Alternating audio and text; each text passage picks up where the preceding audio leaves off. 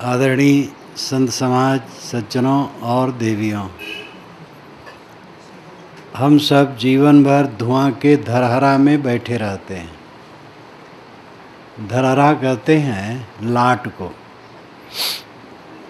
ये बादल पर्वत के ऊपर आप देखते हैं, लंबा होते होते कितना बड़ा स्तंभ जैसा कभी कभी दिखाई देता है।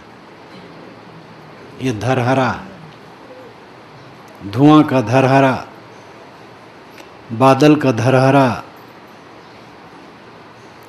और देखने में बड़ा रमणीय, लेकिन उसमें कुछ दम नहीं होता है। हम सब धुआं के धरहरा पर बैठे हैं। ये शरीर धुआं का धरहरा है। वैज्ञानिक और रासायनिक दृष्टि से हम देख पाते तो हमारा शरीर धुआं की तरह उड़ता हुआ प्रतीत होता। ये कणों का प्रवाह, शरीर, मकान, पेड़ पौधे, जो कुछ दृश्यमान है, ये सब कणों का संव्यूहन, संगठन है। और विघटन भी साथ साथ। संगठन विघटन निरंतर चलते हैं। निर्माण विनाश, निर्माण विनाश, निर्माण के साथ विनाश लगा रहता है। अपना ही बच्चा, छोटा सा शिशु बालक हो जाता है। शिशु बालपन में आ जाता है। शिशु असहाय रहता है। बालक घुटने के बल दौड़ने लगता है। फिर किशोर हो जाता है, फिर जवान हो जाता है। अपने साथ रहते रहते, देखते देखते अपने बच्चों के सिर के बाल में उजलापन आने लगता है। कुछ दिन में रूखा फीका हो जाता है। वो भी अपने बाल बच्चों में उलझ जाता है। कितना दृश्य का परिवर्तन होता है। सदगुरु कबीर ने कहा है, राम नाम भज, राम नाम बच्चे देख मन माही हो।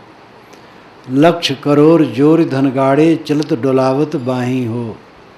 दादा बाबा औ परपाजा, जिनके यह भुई भाड़े हो।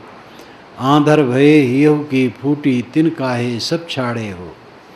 ई संसार असार को धंधा, अंत काल कोई नाही हो।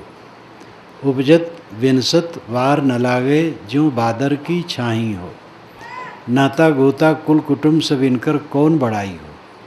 काहें कबीर एक राम भजे बिन, बूढ़ी सब चतुराई हो। ये बीजक का एक कहरा है। कहरा एक प्रकरण है। 11 प्रकरण बीजक में है।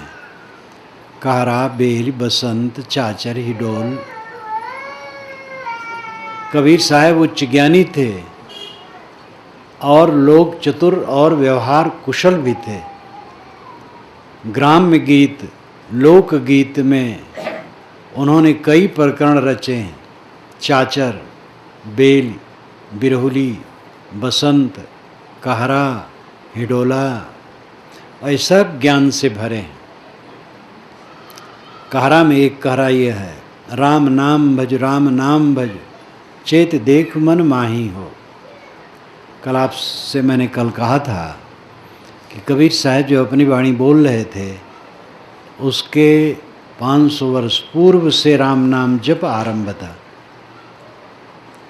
और वैष्णव का क्षेत्र था अवध क्षेत्र, काशी, कौशल। ये युग्म नाम पहले से चला आया है, काशी, कौशल। ये एक ही क्षेत्र है। और कबीर साहब की वाणी में आप पाएंगे जैसे शरीर में सांस, वैसे राम, बार बार वे राम कहते हैं। लेकिन बीच बीच में वे रहीम भी कहते हैं, मिलाना चाहते हैं। उनके सामने 2 समाज था, एक हिंदुओं का, एक मुसलमानों का। ईसाइयों से उनका खास परिचय नहीं था। ईसाई थे भी नहीं। ईसाई तो अंग्रेज़ों के आने पर आए हैं। वैसे ईसा के थोड़े दिन के बाद कुछ ईसाई भारत में आ गए हैं। लेकिन वो कौन कौन पर थे, भारत के कहीं कोने कोने में। अंग्रेज़ों के आने के बाद ईसाइयत का फैलाव हुआ है। साहब ने दो को देखा, हिंदुओं को, मुसलमानों को। दोनों में अच्छे विचार भी हैं, दोनों में जाहिली भी है, जड़ता भी है, और हर जगह की बात है, एक का दोष नहीं है। ब्राह्मणों की आलोचना जिन्होंने जम के की, उनकी परंपरा में आगे चल कर के ब्राह्मणों से अधिक उलझी हुई बात मान्य हुई। तथागत बुद्ध ने, महावीर स्वामी ने ब्राह्मणों की आलोचना की, तो ब्राह्मणों के वो आलोचक नहीं थे, त्रुटियों की आलोचना की। बुद्ध के मुख से तो बराबर कहा गया है, कोई ब्राह्मण हो, श्रमण हो, आदर करना चाहिए। लेकिन ब्राह्मणों के कर्मकांड जो बोझिल थे, और ज्ञान उसमें तो कुछ नहीं। कर्मकांड की पुस्तक आप पढ़िए और कर्मकांड का रूप देखिए, कोई न सर है न पैर है, कुछ ज्ञान से मतलब नहीं। शतपथ ब्राह्मण 100 अध्यायों का विशाल ग्रंथ आप पढ़िए तो कुछ नहीं, बस जहाँ उनका जो मन कहता कह देते हैं। कुछ घास पेड़ हो गया, या वो पत्थर हो गया, तो कुछ हो गया, जो कह दिया वही हो गया, कहना था। तो कर्म कांड में ज्ञान से कोई मतलब नहीं। और फिर पशुवध, इसलिए बुद्ध और महावीर ने आलोचना की। लेकिन जैन और बौद्ध परंपरा में आप घुस करके देखिए, इतनी जड़ता, इतना अंधविश्वास, हद है। ब्राह्मण बल्कि उसकी अपेक्षा उदार हैं, वह और जड़ हो गए। कबीर साहब को तो आप जानते ही हैं, थोड़ी भनक सुने हैं। भारत में तो ऐसा है कि कबीर की वाणी विश्वविद्यालयों में भी पढ़ाई जाती, स्कूलों में पढ़ाई जाती, इसलिए उनकी भनक सबको पहुंची रहती है। नेपाल में शायद वो न पढ़ाई जाती होगी, लेकिन साहब ऐसे व्यापक रूप में हैं कि कुछ न कुछ उनके विषय में बहुत से लोग जानते हैं। कबीर एक ज्ञान के गोला थे, आग के गोला। अंधविश्वास नाम की कहीं चीज नहीं। लेकिन कबीर पंथ का विस्तार देखिए तो पौराणिक कबीर पंथियों में ऐसी ऐसी बातें मान ली गई हैं जो कबीर साहब के विचारों के बिल्कुल विरुद्ध है। अंधविश्वास, अवतारवाद, पैगंबरवाद, चमत्कारवाद, दैववाद, इस सब का साहब ने खंडन किया, क्योंकि ये सब धर्म में दादागिरी के लिए चला है। हमारा महापुरुष ईश्वर का भेजा हुआ है, इसलिए हमारे झंडे के नीचे आओ तो मोक्ष होगा, नहीं तो नरक होगा, बंधन में पड़ोगे। हमारा महापुरुष स्वयं ईश्वर का अवतार है, नहीं मानोगे तो नरक जाओगे। ऐसे अन्य अन्य लोग भी, हमारा महापुरुष देवता, हमारा महापुरुष अमुक महापुरुष का अवतार है, हमारा महापुरुष आकाश में उड़ता है या उड़ता रहा।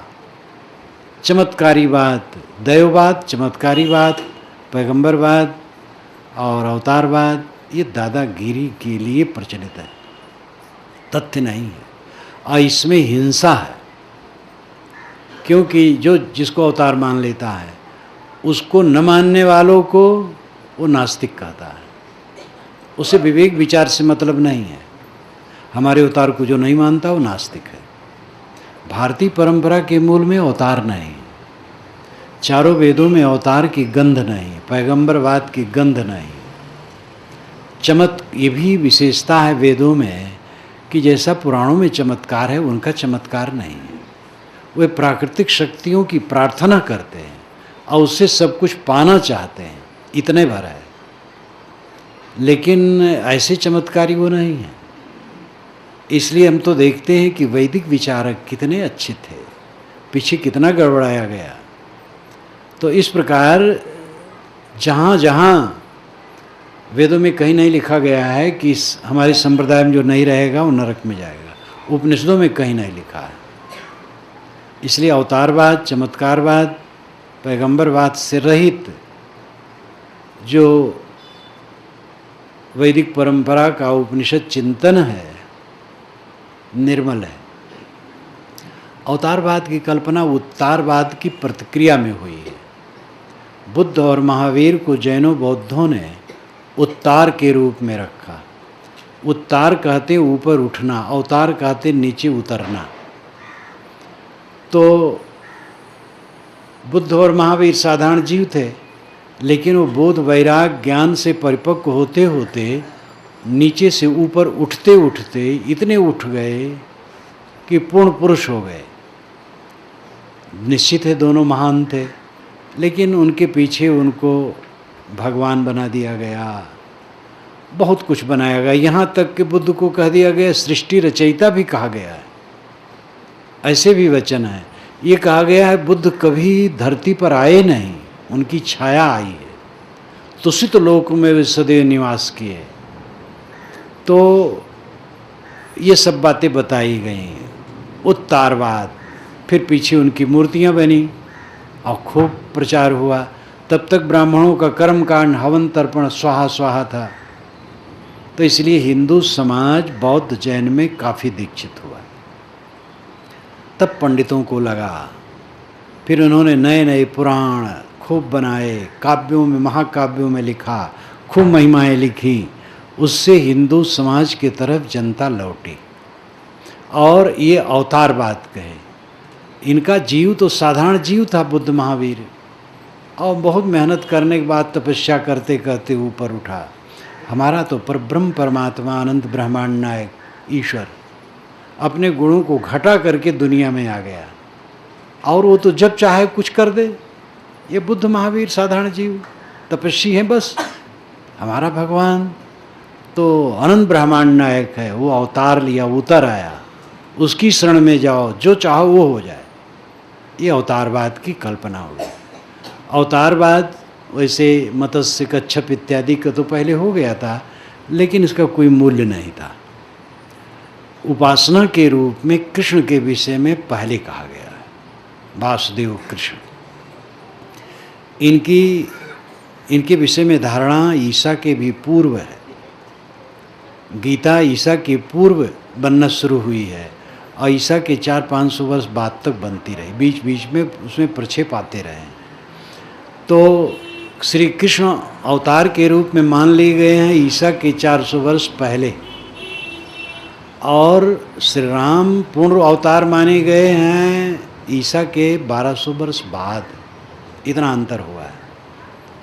तो जब कृष्ण अवतार मान लिए गए, फिर अवतारवाद की भावना बढ़ने लगी। लेकिन ये कोई नहीं कहा जो श्री कृष्ण को अवतार नहीं मानता वो नरक में जाएगा, ऐसा कोई नहीं कहा। राम को अवतार माना गया, अंशावतार तो ईसा के लगभग मान लिया गया वाल्मीकि रामायण में। राम, लक्ष्मण, भरत, शत्रुघ्न ये चारों अंशावतार हैं विष्णु के। लेकिन कहीं वाल्मीकि रामायण में नहीं लिखा है कि राम का नाम जपना चाहिए, कीर्तन करना चाहिए, और जो श्री राम को अवतार नहीं मानता है वो नरक जाएगा, ऐसा कहीं नहीं लिखा। जब ईसाई आए तो कहने लगे जो ईसा को नहीं मानता वो नरक में जाएगा। तो ये हिंदू समाज पर प्रभाव पड़ा। मुसलमान आए, वो और ज़ोर से कहने लगे, वो तो विजेता थे, कि जो मोहम्मद को पैगंबर नहीं मानता वो नरक में जाएगा। इसकी देखा देखी हिंदू समाज के अवतारवाद के पक्षधर कहने लगे जो कृष्ण को, राम को अवतार नहीं मानता है वो पतित है, निर्यम गता है। मधुसूदन सरस्वती अच्छे पंडित थे, नदिया जिला के बंगाल के, लेकिन काशी उनका कार्य क्षेत्र, और उनकी बड़ी बड़ी पुस्तकें संस्कृत में हैं, और गीता पर भाष्य और अन्य पुस्तकें।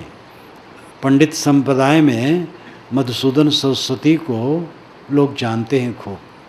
उन्होंने कहा निर्यम गता है, जो कृष्ण को परमात्मा नहीं मानता नरक में जाता है। गोस्वामी जी ने मानस में बराबर कह डाला, जो श्री राम को परमात्मा नहीं मानता बिना सिंह पूंछ का पशु है। ये सब ईसाइयों और मुसलमानों के प्रभाव से इसमें आया। भारतीय परंपरा का उदात्त विचार जो ज्ञान पक्ष है उपनिषद, कहीं ऐसा है ही नहीं। विचारों की सरणी में अंतर है, लेकिन एक सरणी से दूसरे सरणी वालों को नरकगामी कहीं नहीं कहा गया। उपनिषदों में स्वयग्गारक का अपना अलग विचार है। संवर्ग विद्या, वायु को परम देवता मानते हैं। याज्ञवल्क, अजातशत्रु को ईर्षा होती है याज्ञवल्क के लिए। जब अजातशत्रु के पास, अजातशत्रु ये काशी का राजा, उसके पास जब पहुंचता है एक ब्राह्मण और कहता मैं आपको ब्रह्म ज्ञान देना चाहता हूँ, कि बड़ी खुशी की बात। सब तो जनक जनक कहते कहते जनकपुरी भागे जाते हैं, मालूम होता वहीं ज्ञान है, यहाँ है ही नहीं है। और जनक ही केवल दान करना जानते हैं और कोई नहीं जानता है। आपके ऐसा कहने से मैं 1000 गायें आपको दान करता हूँ। अच्छा आप ज्ञान दीजिए। तो ज्ञान देने लगा वो ब्राह्मण, लेकिन बेचारा स्वयं लड़खड़ा गया। फिर राजा ने उसको ज्ञान दिया तो वो सुस्त हो गया। तो इस प्रकार एक शाखा दूसरी शाखा पर व्यंग तो करती थी, लेकिन कहीं उपनिषद में नहीं लिखा है कि दूसरा नरकगामी है, दूसरा नास्तिक है, दूसरा भ्रष्ट है, दूसरे कल्याण नहीं होगा, कहीं नहीं है। क्योंकि अवतारवाद नहीं है, शुद्ध आत्मज्ञान है, कर्म सिद्धांत है, स्वतंत्र राज्य है धर्म का। ये हिंदू समाज के वैदिक परंपरा की सबसे बड़ी विशेषता है। इतना उदार चिंतन दुनिया में कहीं नहीं। ये मुसलमानों और ईसाइयों के संपर्क में आकर के अवतारवादी लोग राम और कृष्ण को न मानने वालों को सूअर, कुत्ता, गधा, नरकगामी तक कह डाला। नरवय खर सूकर स्वान समान, कहो जग में फल कौन जिए। गोस्वामी जी कवितावली में कहते हैं, पद पंकज मंजवनी पनही धनुही सर पंकज पाने लिए, लरिका संग खेलत डोलत हैं सरजू तट चौहट हाट हिए, तुलसी अस बालक सो नहीं रेहु कहाँ जप जोग विराग किए, नरवय खरसू कर स्वान समान कहो जग में फल कौन जिए। श्री राम छोटे छोटे बच्चे हैं, सरजू के तट पर छोटी छोटी पनही पहन करके घूम रहे हैं, छोटा छोटा धन्ना बाण ले करके। ऐसे बाल रूप श्री रामचंद्र जी का तो जो ध्यान नहीं करता है वो भले जब जोग वैराग से पूर्ण है, लेकिन सुअर कुत्ता गधा है। हद हो गई, हद हो गई। कपिल कणाद जैमिन बादरायण याज्ञवल्क श्वेतकेतु उद्दालक, इन्होंने कहीं अपनी वाणी में राम का नाम तक नहीं लिया, तो इनकी दशा क्या होगी फिर। तो ये अवतारवाद, पैगंबरवाद, दैववाद, चमत्कारवाद अध्यात्म में जहर पैदा करता है और स्वतंत्र पथ को नष्ट करता है। और हिंदू समाज इतना भटक गया है कि वो समझ भी नहीं पा रहा है कि हमारा मूल ऐसा नहीं था। हमारा मूल वैदिक परंपरा का जो उपनिषद चिंतन है, वो निर्णय है, आत्मज्ञान है। मैं कह रहा था कि कबीर साहब ने राम कहा, लेकिन उनका राम हृदय निवासी, हृदय बसे ते राम न जाना। यह राम सार्वभौमिक है। राम नाम जपो। जिसका नाम राम है वो आत्मा है। आत्मचिंतन करो। चेत देखो मन माही हो, चेत करके मन में देखो। लक्ष्य करोड़ जोर धन गाड़े, चलत डोलावत बाई हो। लाखों करोड़ों रुपए जोड़ करके जो गाड़ रखे हो और हाथ चमकाते हुए घूमते हो। कहते हैं अवध क्षेत्र में कहते हैं, भुरकी भर बुद्धि, भुरकी भर पैसा तो खोना भर बुद्धि। भुरकी मिट्टी का एक बर्तन होता है छोटा सा, जैसे घड़ा होता है तो घड़ा बड़ा होता है और भुरकी छोटी होती है, मिट्टी की बनाई जाती है। और उसमें 1 पाव पानी, 1.5 पाव पानी। बड़ी भुरकी होती है तो आधा किलो पानी बस। और छोटी भी और भुरकी छोटी होती है। तो कहते हैं भुरकी भर पैसा तो खोना भर बुद्धि। खोना कहते हैं वो भी मिट्टी खोता है, वो 2 फीट ऊंचा, 2.5 फीट ऊंचा, 3 फीट ऊंचा होता है और पेटार खूब होता है, बड़ा खूब पानी भरा जाता है। पहले ज़माने में ऐसे धातु के बर्तन बड़े बड़े पानी भरने के लिए कहाँ थे। जमींदारों के घर में, रईसों के घर में, बहुत बड़े रईस नहीं, साधारण के घर में खोना होता था। कहार पानी भरने आते थे, कुआं से ला करके उसमें पानी भर देते थे, कई खोना। तो उसमें घर की स्त्रियां अपना काम करती रहती थी और उसमें चावल दाल इत्यादि भी खोना में रखा जाता था। तो खोना बहुत बड़ा जिसमें मैं अंदाज भी नहीं सकता हूँ कितना पानी आएगा। तो भुरकी भर पैसा, खोना भर बुद्धि। यानी थोड़ा पैसा जिनको होता, बड़ी बड़ी बुद्धि उनकी होती, बहुत वह अहंकारी होते हैं, वो सबको बुद्धि सिखाते हैं। थोड़ा पैसा है ना, गर्मी है, सबको बेवकूफ़ मानते हैं, और पैसे वाले अपने, उनका दिमाग चढ़ा रहता है। तो इसीलिए व्यंग में साहब कहते हैं, चलत डोलावत बाई हो, लाख करोड़ जोरी धन गाड़े, चलत डोलावत बाई हो। लाखों करोड़ रुपए जोड़ करके ज़मीन में गाड़ रखे हो। बैंक तो था नहीं, नहीं तो साहब कहते बैंक में रखे। बैंक का ज़माना तो अब आया है, तो ज़मीन में गाड़ कर रखे हो और हाथ चमकाते हुए घूमते हो।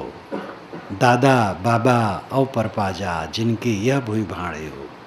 आदर भय हेव की फूटी तिन काहे सब छाड़े हो। तुम्हारे दादा बाबा परपाजा, जिनका ये भूई भाड़े था, भूई नाम जमीन, भाड़ नाम बर्तन। लाक्षणिक अर्थ है जिनकी सारी संपत्ति थी, तुम तो आके बैठ गए हो उत्तराधिकारी बनकर। जिन्होंने मेहनत करके कमा के खड़ा किया था, तिन काहे सब छाड़े हो, वो क्यों छाड़ के चले गए। पिताजी की लाश पड़ी है और दो लड़कों में लाठी उठ गई, ये हक हमारा है, ये खा हमारा है, हम जलाएंगे हम जलाएंगे। ये नहीं सोचते हैं कि हम भी जलेंगे, ये किसी का ख्याल नहीं है। अन्य भूतानि गच्छन्ति ही यमालयम, शेषाः स्थावरमिच्छन्ति किमाश्चर्यमतः परम। युधिष्ठिर से यक्ष ने पूछा, सबसे बड़ा आश्चर्य क्या है। युधिष्ठिर ने कहा, अन्य भूतानि, रोज रोज प्राणी, गच्छन्ति ही यमालयम, यमपुरी में जाते हैं। देखो तो लाश निकल रही है, राम नाम सत्य है कि गली में गूंज हो रही है। रोज रोज ये होता है। अन्य भूतानि गच्छन्ति ही यमालयम, शेषाः स्थावर मिच्छन्ति, जो बचे हुए हैं वो स्थिर रखने की इच्छा करते हैं, हम यहीं रहें। किम आश्चर्य मतः परम, इससे बड़ा आश्चर्य क्या होगा। लाश देखते हैं लेकिन अपने शरीर को लाश नहीं समझते। मैंने शुरू किया है धुआं का धरहरा से। ये लाश भी तो वजनदार है, धुआं का धरहरा है। आजकल में रहेगा ही नहीं, शून्य हो जाएगा। लक्ष्य करोड़ जोई धन गाड़े, चलत डुलावत बाही हो। दादा बाबा औ परपाजा, जिनके यह भूमि भाड़े हो। आंधर भय हिव की फूटी तिन काहे सब छाड़े हो। यदपते क्वा गता मथुरापुरी, रघुपते क्वा गतोत्तर कौशला, इत विचिंतमन कुरुस स्थिरम, न स्थितम जगत इत्येव धारे।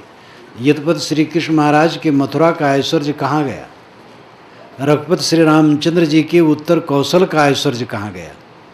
आप विचारो, आपका क्या रहेगा, अब आप क्या करना चाहते हो। बड़ी बड़ी विभूतियाँ, जिनकी महिमा से बड़ी बड़ी पोथियाँ रंगी हैं, उनके स्थलों में आप जाएं कुछ नहीं पाएंगे।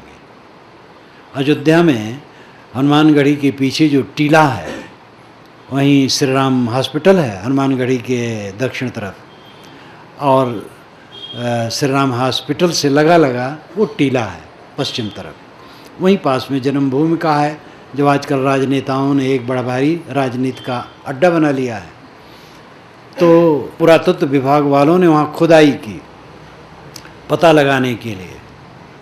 तो सांकालिया ने लिखा था उस समय अखबार में, पुरातत्व विभाग के बहुत बड़े विशेषज्ञ थे भारत में सांकालिया।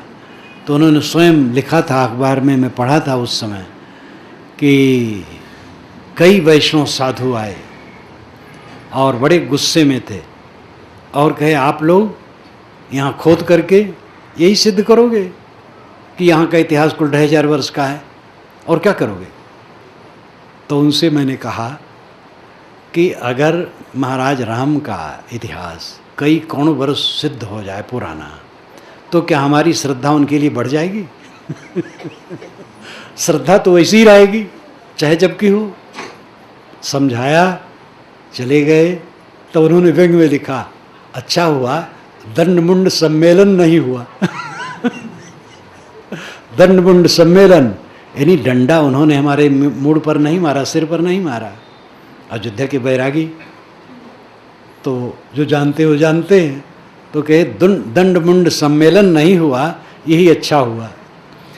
अयोध्या में सचमुच में जो खुदाई हुई है 2500 वर्ष के पूर्व का कुछ पता नहीं लगता।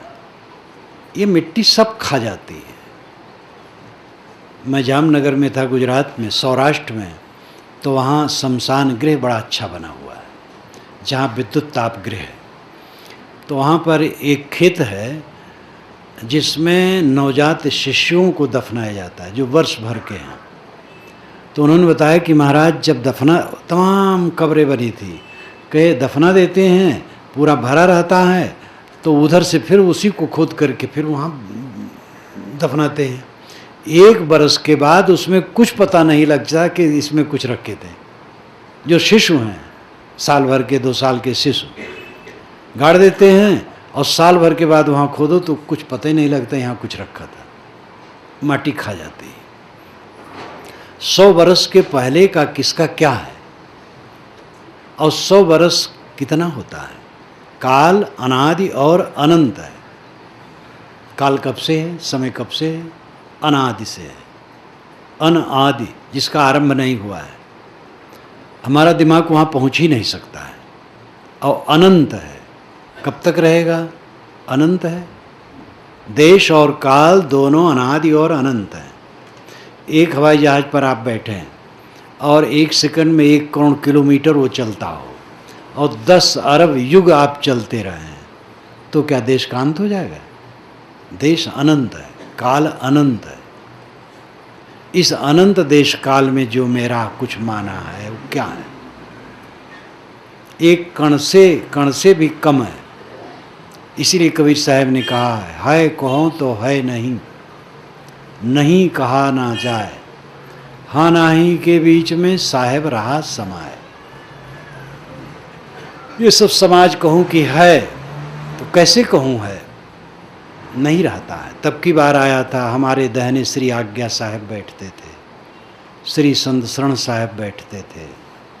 अब आज्ञा साहब नहीं, अब संत शरण साहब में वो बल नहीं है कि आके बैठ सकें। जहाँ है तहाँ है। हर चीज़ किस ढंग से लुप्त हो जाती है कहूँ तो है नहीं। शरीर को मैं कहूँ है तो साहब कहते है नहीं। एक उर्दू के कवि ने कहा है नहीं है, होते हुए भी इसको नहीं समझो। तो है कहूँ तो है नहीं, लेकिन नहीं कहा ना जाए। जब तक है तब तक नहीं कैसे कहें। खाना है, पीना है, व्यवहार बरतना है, छोटी छोटी चीज़ों की ज़रूरत होती है, उनका उपयोग करना है, उसके लिए परिश्रम करना है, व्यवस्था करना है, ये सब करना पड़ेगा।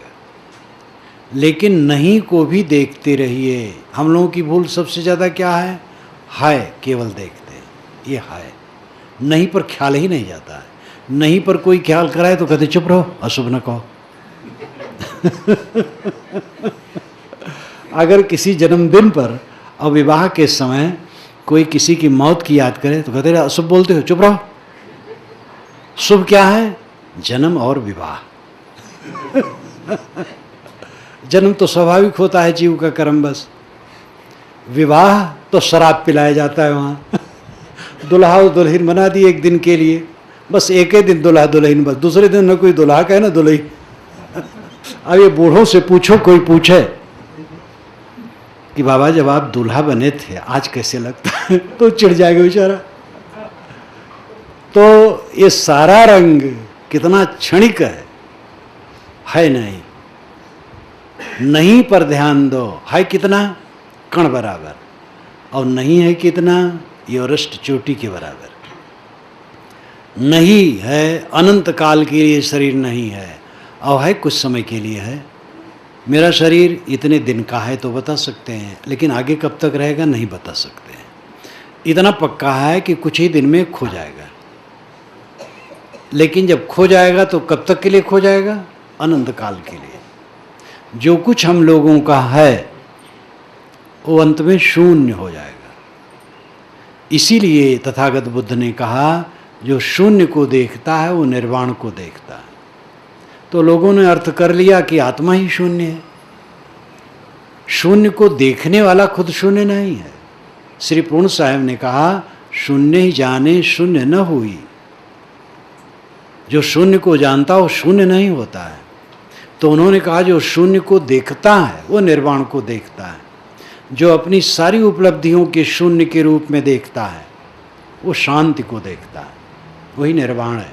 शांति निर्वाण है, चित्त की पूर्ण शांति निर्वाण है। और ये जो निरंतर दृष्टि रखता है कि कुछ रहने वाला नहीं है, वो पाप नहीं करता है, वो द्वंद्व ग्रसित नहीं होता है, हानि लाभ में नहीं पड़ता है। क्या अपजस हुआ, क्या जस हुआ, क्या सम्मान हुआ, क्या अपमान हुआ, ये धुआं का धरहरा शरीर, कुछ नहीं। क्या इसको लेकर के हानि लाभ शोक मोह, ये विचार आता है। तो है कहो तो है नहीं, नहीं कहा ना जाए। हाँ नाही के बीच में साहेब रहा समाए। साहब कहते हैं ज्ञानी हाँ नाही के बीच में रहता है भी और नहीं भी। वो अब व्यवहारिक नहीं होता है। देखो मैं अगर ये मानता कि समाज नहीं है, सभा नहीं है, तो अपनी जगह बैठा रहता है, क्यों आता? लेकिन टाइम पर आता हूँ क्योंकि आपको समय दिया हूँ, तो मेरी ड्यूटी है, मैं आऊँ उस सेवा में। और मैं कहूँ नहीं कुछ नहीं है, ज्ञान झाड़ूँ तो ठीक नहीं, फिर समय न दूँ, तो व्यवहार व्यवहार है। व्यवहार व्यवहार के ढंग से चलेगा। ट्रेन में हम बैठे, बस में बैठे, टिकट न लें, कंडक्टर पकड़ेगा, दंडित करेगा। छोड़ दे, उसकी रुचि है। छोड़ना भी कानून के ढंग से न्याय नहीं, दंडित करना चाहिए। और वहाँ हमें पैसा देना चाहिए, नहीं पैसा तो उसमें बैठना नहीं चाहिए। तो दुनिया का काम दुनिया के ढंग से करना चाहिए। इसलिए है पक्ष व्यवहार के लिए जरूरी है, नहीं पक्ष अध्यात्म के लिए जरूरी है। व्यवहार और अध्यात्म ये दोनों दो पक्ष हैं। दोनों पक्ष की समग्रता पूरा जीवन है।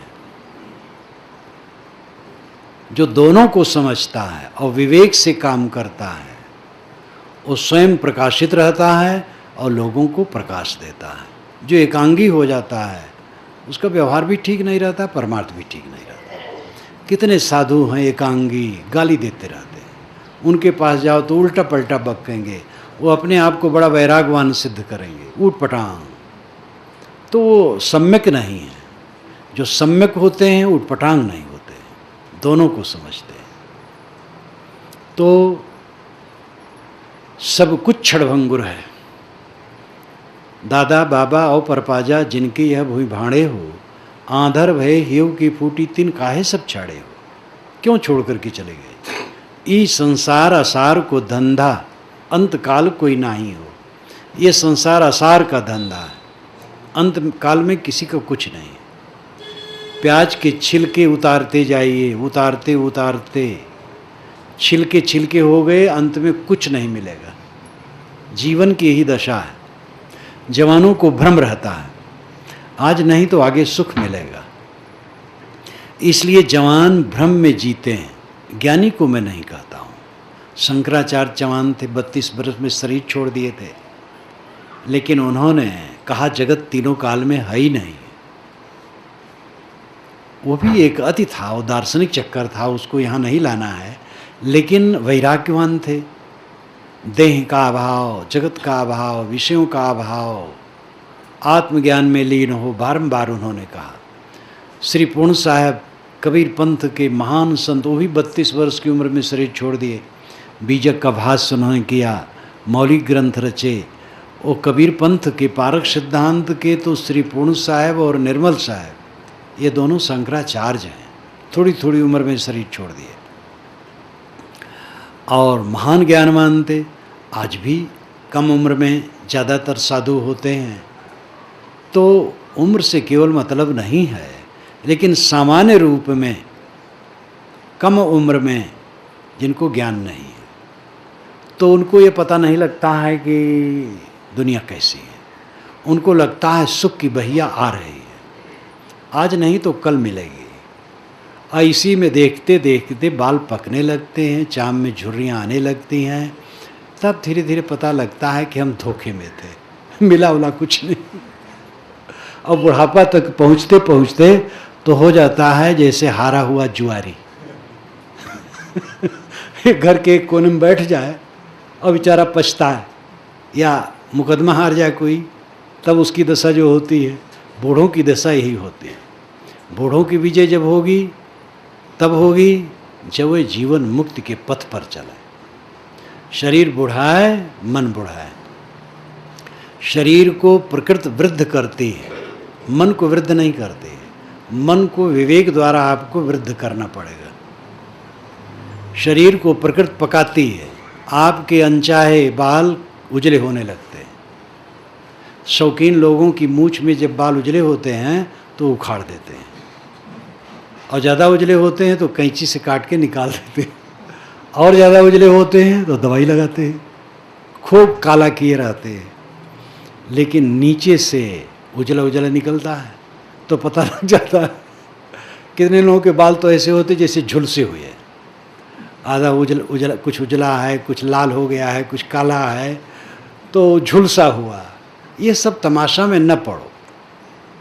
अगर जवानी में किसी के बाल उजले हों तो उसका दोहरा लाभ है। एक तो जवान है, वो लाभ ही है, और उजला है तो लोग बुजुर्ग समझेंगे, आदर देंगे, दोहरा लाभ है। क्यों उसको काला करते हो? तो सब कुछ निरंतर बदलता है। ये संसार असार को धंधा, सारहीन। बच्चा पैदा होता है, खिलाया जाता है और उत्सव मनाया जाता है। वहाँ पर छठी बरही भारत में, यहाँ भी होगा अपना ढंग, मनाते हैं। और मेरा लल्ला हजारों बार चूमा जाता है। एक दिन ऐसा आता है बच्चे से बात करने का मन नहीं होता है। एक सज्जन गए उसके घर, तो अब बच्चा क्या, बच्चा भी, उसका भी बाल पक गया था। उससे कहे भाई तुम्हारे पिता? कि हाँ वो उस तरफ से आप जाइए, उनका कमरा इधर है। उधर भी दरवाज़ा था लेकिन खोला नहीं, उस तरफ से जाइए। तो बेचारे उतरे, गली में गए और गली से आ करके तब उसके कमरे में गए। पुत्र पिता को देखना नहीं चाहता है। एक बड़ा इंजीनियर, दो लड़के दोनों इंजीनियर, एक कानपुर में एक इलाहाबाद में। पिता बुजुर्ग, उस समय 87 वर्ष के थे, मेरे सत्संग में आते रहते थे। एक दिन मिले, कहे महाराज मेरा ज़माना था, थोड़ी तनख्वाह मिलती थी, पेंशन मेरी 600 कुल है, लड़कों को खूब पढ़ाया, दोनों इंजीनियर हैं, एक कानपुर में है, एक यहाँ है, यहाँ वाला छोटा है। कानपुर गया था, 2-3 दिन बीता तो बहू ने कहा, पिताजी जब आप छोटे से ही ज़्यादा अनुराग रखते हैं तो उसी के यहाँ रहना चाहिए। वो पहुनई भी पसंद नहीं की कि रहने दे, अपने आप चले जाएंगे। तो कहा महाराज जब ऐसा वो कह दिया, दूसरे दिन चला आया। यहाँ पर हूँ, जब बच्चा आता है 4 बजे के बाद ऑफिस से, तब मैं स्वागत कक्ष से निकल करके गली में घूमता हूँ, क्योंकि अगर वो ड्राइंग रूम में मुझे देखे तो नाखुश होता है। मेरी उपस्थित उसे पसंद नहीं है। महाराज मैं सोचता हूँ कि कौन जाने ये भोजन न दे मुझे। मैंने कहा ऐसी चिंता ना करो, भोजन मिलेगा, वो भी ऐसा नहीं करेगा। तो ऐसा संसार है, जिस बच्चे के लिए इतना प्यार, उस बच्चे से इतना फर्क हो जाता है। बच्चों में ही सारी त्रुटि नहीं होती है, बुजुर्गों में भी होती है। अहंकार, अपना बहुत अहंकार, हमारा बच्चा, हमने किया, हमने सब कुछ किया, कैसे नहीं मानता है। और इस ढंग से सोच करके जितनी चूड़ी कसोगे उतना काम बिगड़ेगा। आपने पहले से बिगाड़ा है।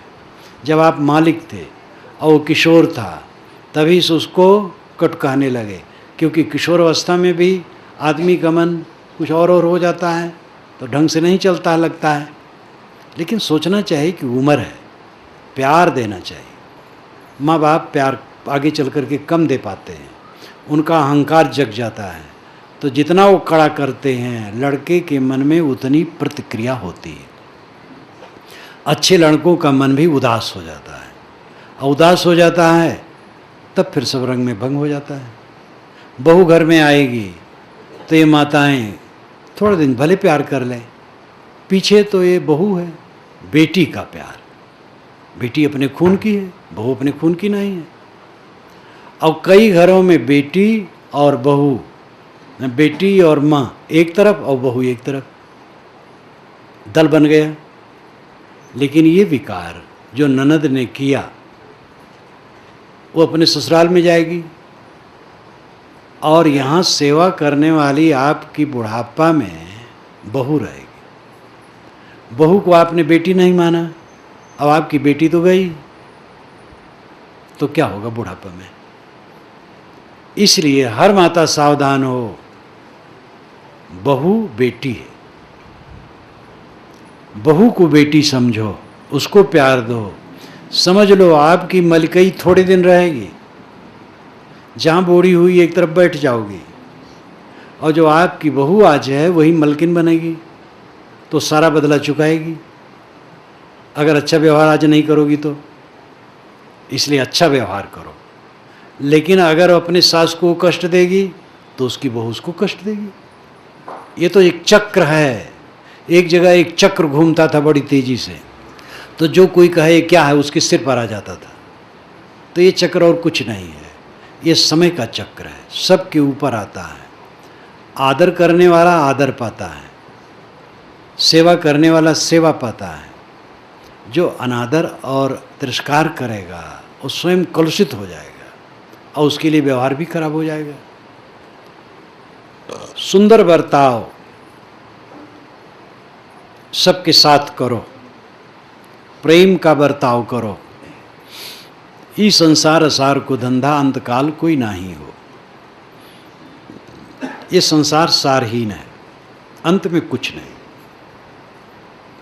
उपजत विनसत बार न लागे, जो बादल की छाई हो। बादल की छाया बनी और बिगड़ी, ऐसे दुनिया की वस्तुएं निरंतर गतिशील हैं, ये स्थिर रहने वाली नहीं। नाता गोता कुल कुटुंब सब इनकर कौन बढ़ाई हो। नाता गोता कुल कुटुंब जहाँ तक संबंध है, इनकी क्या विशेषता है, कितने दिन की विशेषता है। कहाँ है कबीर, एक राम भजे बिन बूढ़ी सब चतुराई हो। एक राम के भजन बिना सारी चतुराई आपकी डूबी है। राम भजन आत्मस्थित, आत्मा में लीन होना। यदा यदा प्रत्यगवस्थितम मनः तदा तदा मुंचति वाहे वासना।